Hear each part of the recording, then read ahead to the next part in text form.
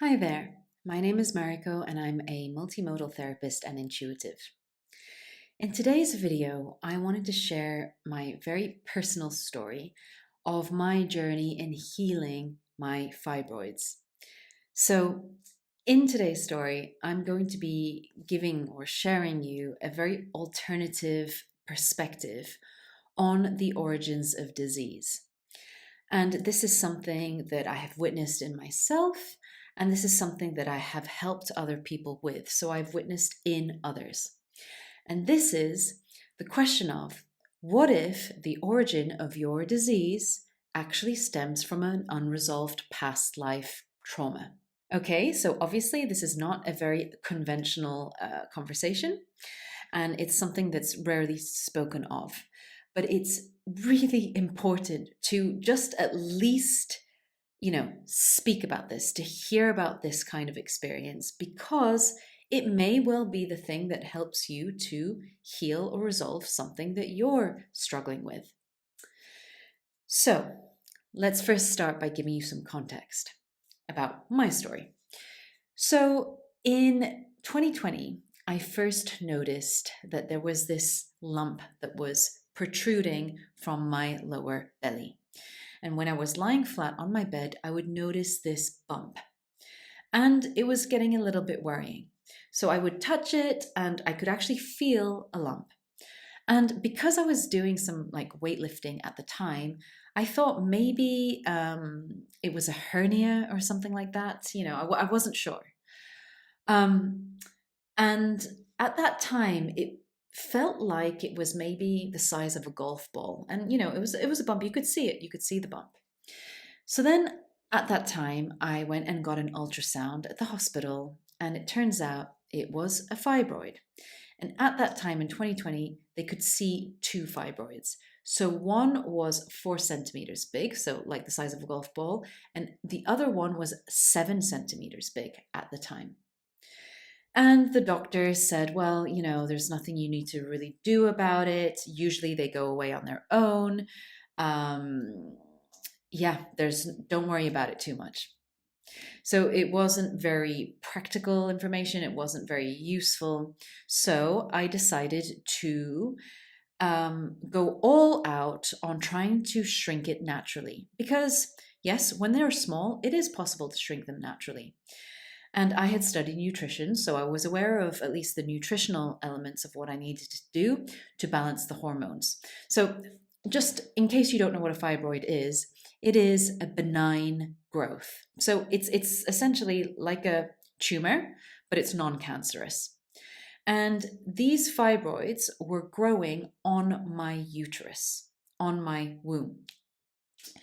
Okay, so I took a very practical nutritional approach to start to try and balance my hormones naturally.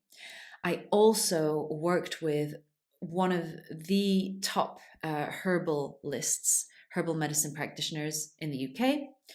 And I worked with him for a year and a half, taking the herbal medication daily. I also worked with a homeopath. And, it is known that when fibroids are small, it's known in the alternative medicine community that it's possible to shrink them. So in acupuncture, for example, they would say that if the fibroids are, like less than 5 centimeters, it is possible with acupuncture to shrink them naturally. So I gave it my best for 1 to 2 years to shrink it naturally. But despite all of my best efforts, the fibroids kept growing. And what this meant was by 2022, it was so big that I looked about 5 to 6 months pregnant. And you can imagine how uncomfortable it was to every day be carrying this extra weight. It just meant my belly was protruding.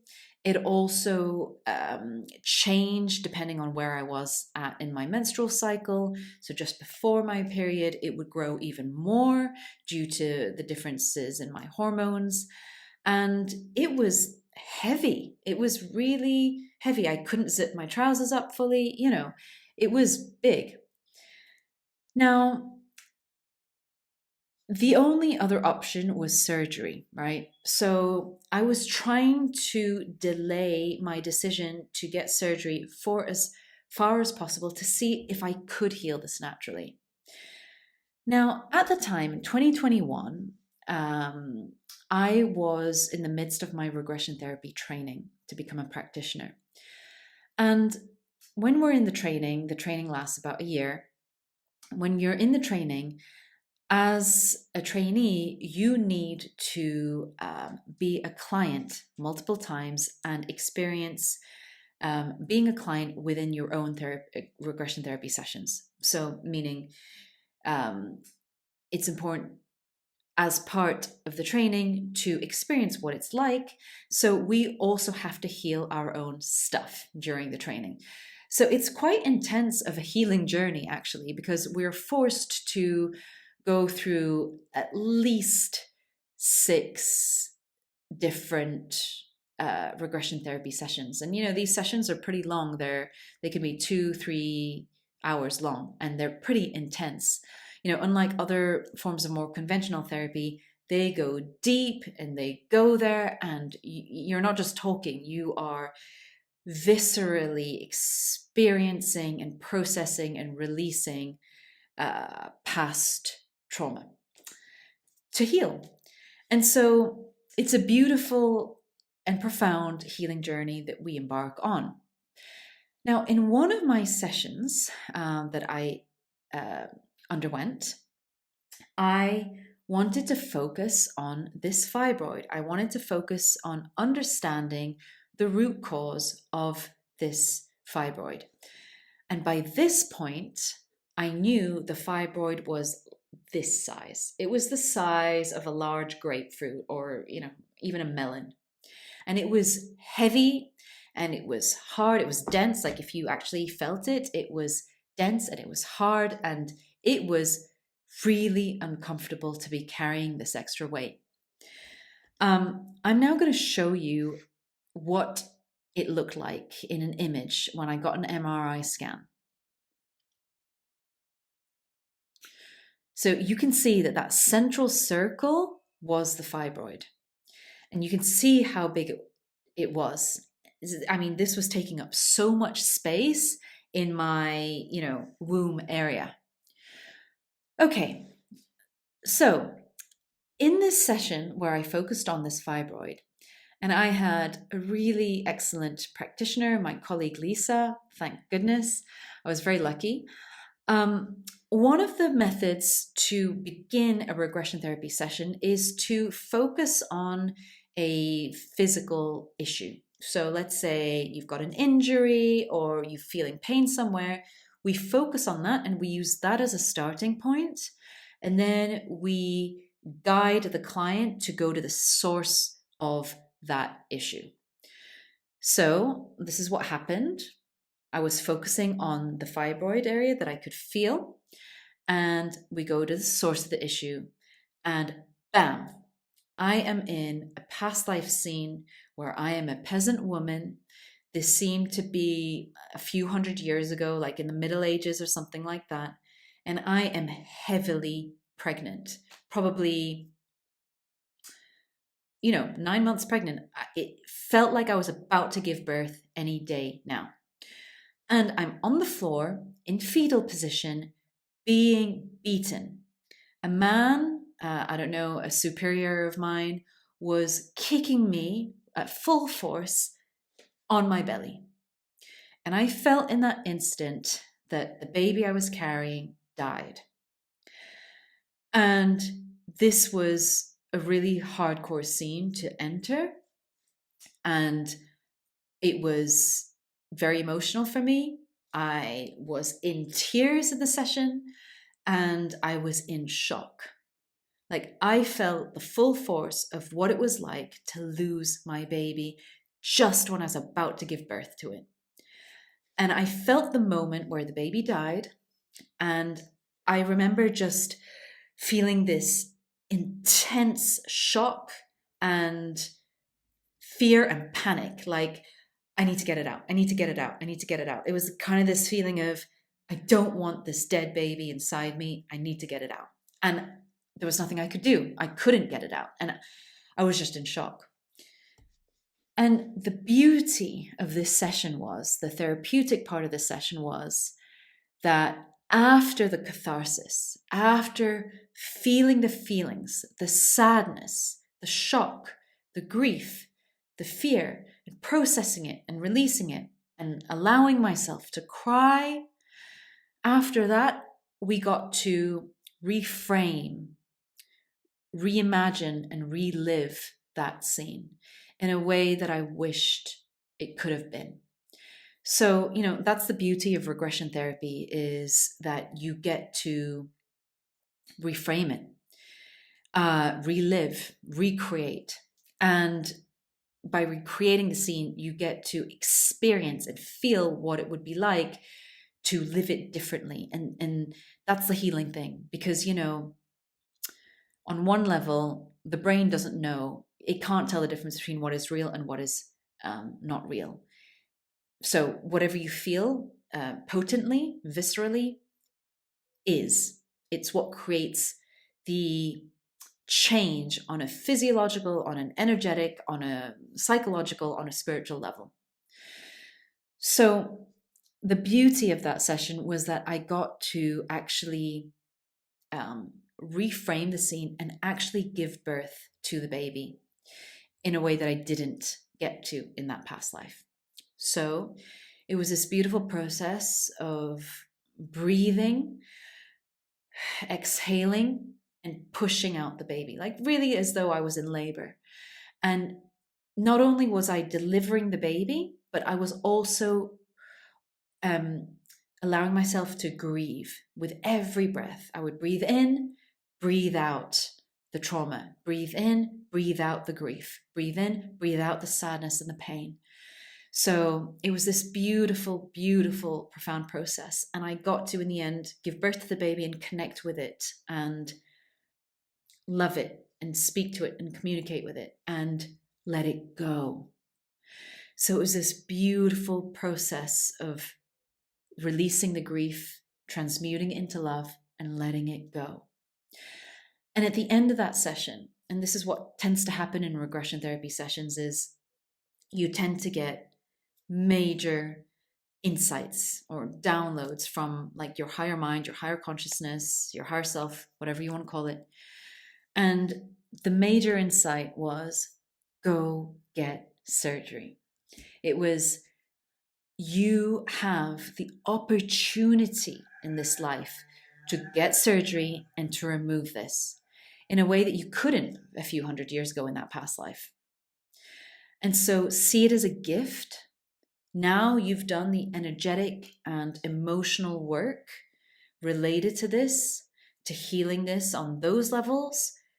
The last piece, the missing piece, is the removal of this physically, because you don't need to carry this energy anymore. It served its purpose. You've learned from this. You've taken the lesson from this. You understand what this was now.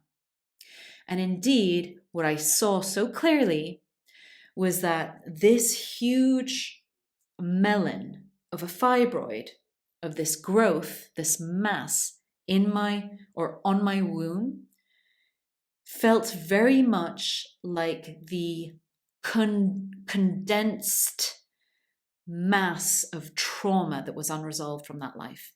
All of that unresolved emotion condensed into matter. All the unresolved grief and sadness and shock and fear. And, that's actually the way that I view, especially growths. When we look at the physical body and we look at growths, whether that's cancer, whether that's, a cyst, whether it's a fibroid, these masses, I believe, are the body's attempt to express something that's unresolved energetically. Ultimately, to wake us up, ultimately to show us what's unbalanced for us deep in our psyche, what's not healed. So as a result of that session, because until that point, I was determined to heal this and shrink this naturally. And, I did have maybe I still do have an aversion to hospitals and to surgeries, and you could even call it perhaps, a bit of a phobia of surgeries. I'd never really had surgery until that point, and as much as possible, I would try to avoid these things. And as a result of that session, it gave me the full, like a psychological reframe as to what the surgery would be. I really did see it as an opportunity, as a beautiful gift that I have in this lifetime to be able to remove this surgically. And I knew I could count on the fact that I had done the necessary energetic, emotional work. So after that, it gave me the impetus to reach out to surgeons, and I found a really excellent surgeon, and I had an amazing experience. I was in hospital for a week. The surgery went very well, and I was just resting, and I can't tell you, it felt like a rebirth for me. I felt so much lighter. I mean, on all levels. Mentally, emotionally, physically, it felt like a rebirth. And I felt like my heart open up after the surgery. I was just moved to tears of gratitude. And I remember even the surgeon came to check on me a few days after, and I just cried. And I said, "Thank you, you've changed my life." And he was a bit awkward about it, and he kind of left awkwardly, not used to, seeing so much emotion there. But yeah, I felt reborn. And what I wanted to say about this was that there is a fascinating, meticulous, thorough field of alternative medicine called German New Medicine or Meta Health. And this was started I believe in the late 90s by a group of German physicians who started noticing in their patients that specific kinds of illnesses or diseases in specific body areas the clients seemed to have also a similar kind of emotional issue that they were dealing with in life. So, for example, they noticed that growths that would happen around the reproductive areas of men and women, those clients seem to have experienced some kind of trauma or emotional upheaval related to the themes of progeny, of children, or of parenting, something like that. So, and I experienced that, right? The fibroid was on my uterus. And it was very much, and if you look, seeing the MRI, the fibroid looked like a baby's head. So it was like my body showed me in the most symbolic way possible that the fibroid was like a metaphor for the baby that I lost. And indeed, we see this in men, for example. Prostate cancers often correlate with the theme of progeny, some kind of unresolved thing about maybe the man not having children, not being able to have children, or some kind of conflict with the child there, something related to that. And so it's very telling, where the disease lies in the body can tell you a lot about the theme, the emotional theme of the disease. And I see this in my own clients. I once worked with a woman who experienced heavy periods, so much pain, premenstrual pain, to the point where she wouldn't be able to work for a week before and during her period. And we did a regression therapy session, and it led to a past life where she lost her mother figure in that life. And she grieved so well. In that past life, she actually didn't grieve. She was busy with work. She didn't get a chance to grieve. So in the session, we did grieve. We allowed her to process that grief. So I saw that the the premenstrual pain, of course, again, it's related to the womb, right? The uterus, that area of the body was related to the grief of losing her maternal figure. So once more, it's that theme of mother-child, parent-child kind of theme. And it's in that part of the body. After we did that one session, from the next day, actually her period was due a few days later, she experienced no pain. And from that point, and she was even able to continue working for the first time during that period. So, it goes to show the power of going to the source, the emotional root cause of these physiological issues and processing them, and how that then, unclicks something, heals something, and the ripple effects of that in your current life. I had another session with a client who had severe debilitating shoulder pain where for 2 years she just wasn't able to exercise. She wasn't able to move her shoulder very much. She would just get sharp shooting pains. And she came to me because she suspected that this was related to a past life. Indeed, what had happened was we were led to a past life where she was in a relationship with someone she loved dearly, but that person was physically abusive towards her. And he tortured her in that life, and he kept her stuck, and he tortured her, and he beat her on that side of her arm with her shoulder. And what was fascinating for me in that session is when we were in the session where we were doing the healing part of it, I saw she's lying down, in front of me, and her whole body was still, and just the shoulder part was twitching whilst I was doing the healing work. Twitching, like spasming. So I knew something was happening. I knew the healing was taking place. And indeed, from after that session, the shoulder pain cleared. She felt maybe remnants of it, echoes of it, but no pain. So I wanted to share this story to open your mind up to the possibility that what you're struggling with, whether that's a physical disease, could possibly stem from something that's unresolved from a past life.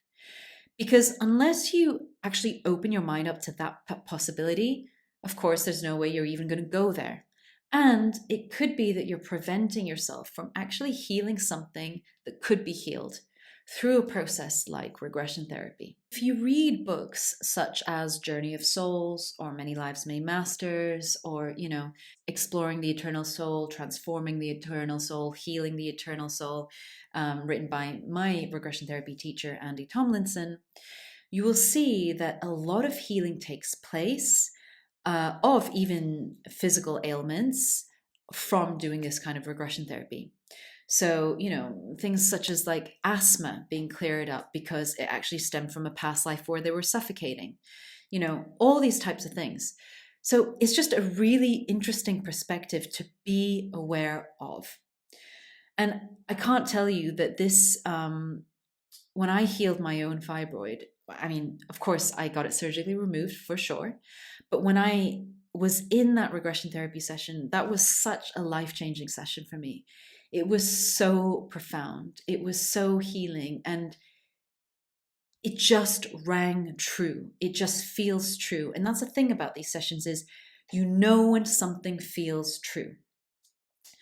So, and one of those things is just how deeply emotional it is. That whole session, I was just in tears. I was crying. I was releasing. I was processing.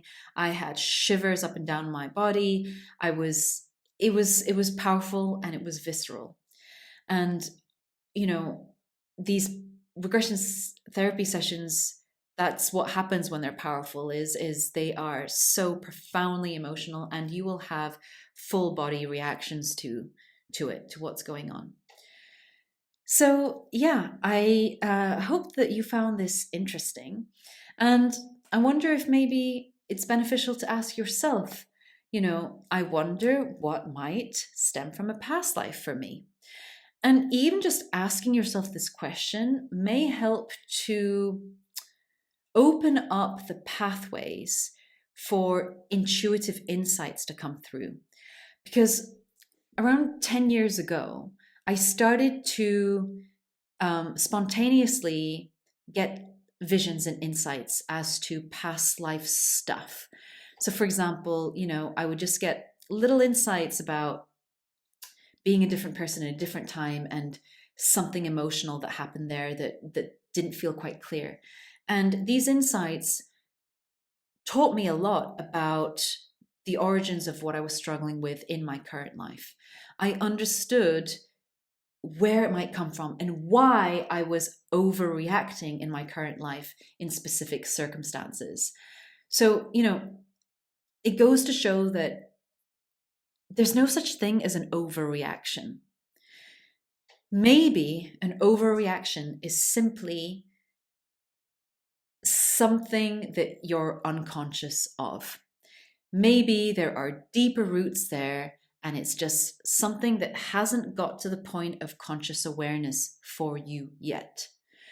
We are multidimensional beings, and this is going to become more and more known in the next decade.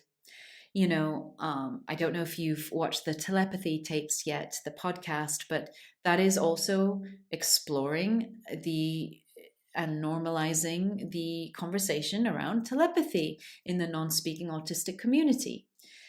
But that's the premise of it. But then it goes to show that telepathy doesn't just exist in the non-speaking autistic community. But anyway, that's another story. But we are living in an age now where consciousness is expanding tenfold, exponentially amongst all of us. And we're gonna see more and more opportunities to have these discussions that were until this point very fringe and dismissed. And so I also want to normalize these types of conversations about past lives, about reincarnation, not just because it's fascinating, but because it's the truth, and most of the population on Earth, the majority of the people on Earth, do believe in reincarnation and past lives. And there's even evidence that the original Bible talked about reincarnation and that Jesus himself talked about reincarnation. But of course, the easiest way to keep the masses controlled is if you get them fearing eternal damnation, right? So if people think that this is their only shot at life and that depending on how they live their life and how they behave, they will be condemned to hell or heaven, it's the perfect way to have people living in a state of fear and control. And of course, that's also another story. But the point is that the sooner we can normalize these types of conversations, the sooner we can actually open up to healing, to profound healing at the source, not healing from an allopathic medicine point of view where you're suppressing symptoms, but really healing at the source of the problem. And sometimes the source of the problem is a past life. So I hope you found this interesting. Let me know in the comments. And please do give this a thumbs up or share it with a friend who might also be interested in this. And if you yourself are interested in exploring the root cause and healing something that you are struggling with, then do reach out. The link to my website is in the captions below. All right. Until then, have a lovely week.